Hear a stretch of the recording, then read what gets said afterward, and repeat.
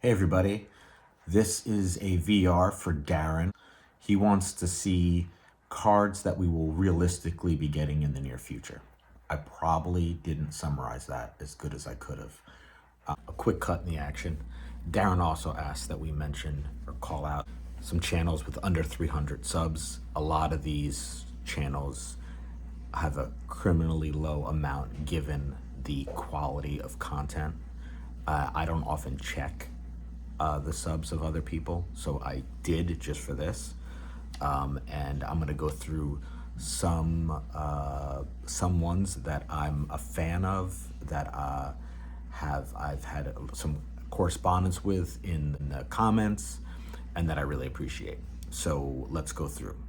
THA Card Story, JoeWoodCollector Doug, Peeps Wax Packs, Collector Not Hoarder, Peter B, Blix Cards, David M, Concrete Buddy, Hodges 1455, and Scott Mass. So these are a bunch of great channels. I'll link to them all below. And thanks, Darren, for calling on us to call on these, channels that could do with more recognition. All right. So yeah, some of the cards I'm going to mention might not be super realistic, but who knows? They would have been more realistic, say 6 months ago. On the higher end of cards that I would like to get, and to make life easier, sticking with the T2 of fives, I would really like to get a Zach Wheat over here. I love the look of this card, and I also want a card that has the Suburbas, the Brooklyn Suburbas. I think that'd be super cool. I would also like to get the Jimmy Fox 1933 or 1934 Gaudi. I think the 1933 is probably the one I prefer, but I do like the 1934 one. It's the first card in the set and is very condition sensitive for that reason. And I think it has a real nice look to it as well. Whenever I see it, I feel like I'd love to get that card. So another card that I would love to get, and this doesn't do it justice really, but the 49 Bowman Stand Usual, which I love that card. It's really a cool card. There are tons of cards that I probably would even prefer to get over these, but I'm trying to, I think the real essence of this VR was to try to be realistic. So that's what I'm trying to do, is say maybe over the course of the year, if I got one or two of these cards, I'd be really happy, particularly as I've scaled down in my card budget. So now let's take a look at some cards that I might have picked if I had done this some years ago. My famous omelet card. The Melot card. This is a beauty. It has some handwriting on it, and it's min size not met, which meant that I could afford it.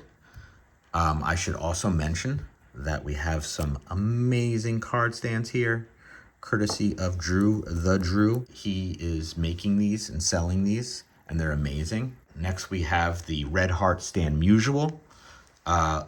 Love this card. It fills the red background criteria. I think he's pretty well appreciated in our community, but maybe underrated outside of our community. This may be the card that I have most enthusiastically gone after in my card collecting journey. It was maybe one of the first, I would say, quote unquote, big cards that I ever got. This is still one of my all-time favorite looking cards. And Ted Williams is another guy who, when you say that, just might be the best hitter who ever lived. And now we have Mr. Satchel Paige. This is the biggest card I've ever gotten in terms of saving up for in terms of expense. was trying to find a more elegant way of saying, you know, this card just costs the most. This, you know, Satchel Paige doesn't have many cards. This is his only Topps card, you know, possibly the best pitcher in history. Just a tremendous guy to have a Playing Days card of. This is one of my favorite looking cards in the hobby, this Lefty Grove. It's the colors, it's the pose, it's the significance of the player. This is just a really special looking card to me. And definitely my favorite card, my favorite looking card in the Diamond Stars, and one of my favorite cards in all of pre-war. I should say, as I'm pulling these cards in, you might notice that each one of these stands is different. I have 4 different stands. Drew hooked me up with the assorted package, which is awesome. So this Stan Musial, another card. I just love this image. I love sort of the good-natured look with him in the dugout with the bats and the green. It's just an amazing looking card. This Rogers Hornsby. It's such a great looking card. I mean, he has another Gaudy card that I would like to get, but it's negative is the picture is substandard for the set. And this, I think, is the opposite. This is a picture that I think is a highlight, one of the best images of the set, in my opinion, of the Gaudy set. Of course, you know, there are some iconic classics like Babe Ruth, the many Babe Ruth cards, and Lou Gehrig, of course. But this card, it sort of looks like a Diamond Stars card. It has those same colors. It has like a very similar palette, and it just pops. Now this, I think, is a special card. This is a special card in the Diamond Stars set. Jimmy Fox, portrayed as a catcher, with all the gear, is just awesome. And now this card is just that image. It's just that image. I mean, this is the image that made me want to learn about Pepper Martin. So that says a lot. This is such a cool card.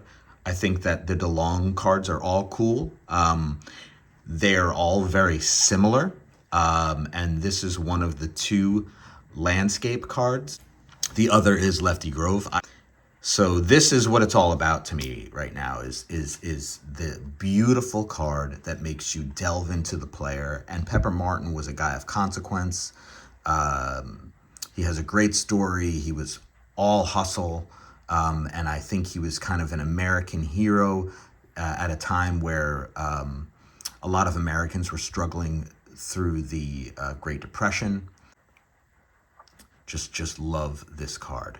And with that, I will end and say thank you, Darren, for being the inspiration for this video and for a great VR. And congratulations on 1,000 subs plus. That is a huge deal. That is the reason for this contest. So great stuff. Talk soon.